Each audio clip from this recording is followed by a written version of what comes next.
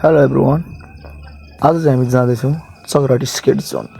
हामी 5 जना जाँदैछौँ। चक्रहटी स्केट जोन आइसकेका छौँ। यो चाहिँ हाम्रो एकदमै मिलनसार, एकदम प्यारो दाइ प्रमोद दाइले चाहिँ खोल्नुभएको हो। उहाँहरू चाहिँ एकजना दुईजना कतिजना पार्टनर मिलेर खोल्नुभएको हो। हामी पुग्दाखेरि चाहिँ यहाँ एकदमै मजासँगले चाहिँ भाइ बहिनीहरू चाहिँ खेलिरहनु भएको थियो मस्तसँग। हामी चाहिँ एकछिन यहाँ हाम्रो भाइ बहिनीहरूलाई पनि भेट्यौँ। उनीहरू पनि ओनर्स नै हो, पार्टनर्स हो स्केट जोनको बोर्ड। अनि यहाँनिर चाहिँ म हेर्न थालेँ कति मजाले नगरेको। अनि यहाँ चाहिँ नियमहरू पनि लेखेको रहेछ, यो पढ्नुपर्ने रहेछ होइन। 1 आवरको 150, 2 आवरको 250 त्यस्तै छ। अनि यहाँ सानो सानो भाइ बहिनीहरू कति मजाले खेलिरहेका छन्। उनीहरू बानी भइसकेर होला, कोही बक लड्दैछन्। हाम्रो भाइ एकदम च्याम्पियन देख्दैछु, सानो भए पनि। अनि एक दिन मजाले हेऱ्यो है। अनि यहाँ हाम्रो दाइको छोरा म पनि खेल्ने भन्दैछ केटो। अनि म चाहिँ नजरिया हेर्नुहोस् मस्तसँग।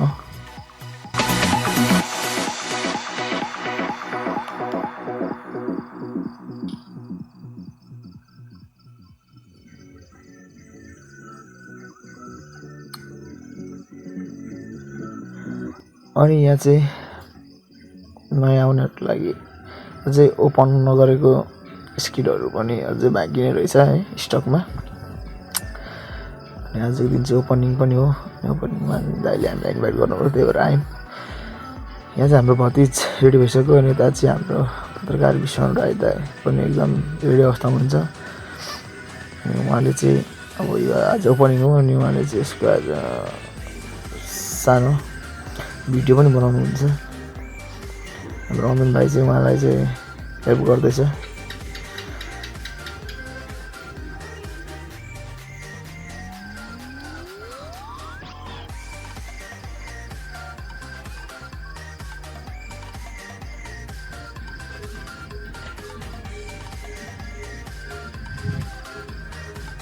अनि मलाई पनि एकदम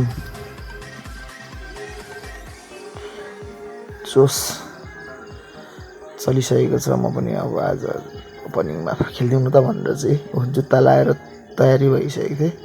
मलाई थामी नै 10-15 मिनटभन्दा बेसी लाग्यो।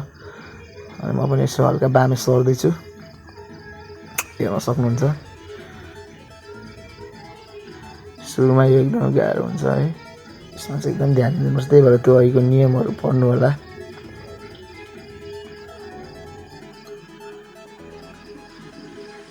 यो 1-2 दिन बानी भइसकेपछि मजाले गर्न सकिन्छ। साइकल कुदाए जस्तै नै हो। सुरुमा गाह्रो हुन्छ, लडिन्छ, त्यसपछि सिकिन्छ। म चाहिँ 1-2 राउन्ड चाहिँ हिँडेरै उभिनै सिकेँ। तर हाम्रो अमिन भाइ चाहिँ एकदमै 2-4 दिन अगाडिदेखि नै खेलेको कारणले च्याम्पियन छ। 2-4 दिन अगाडि चाहिँ उसले चाहिँ उहाँ कालाबजारमा भएको स्केट जोनमा गएर उसले प्र्याक्टिस गरिरहेको रहेछ भन्दै थियो मलाई। कुना काप्चाबाट पुरै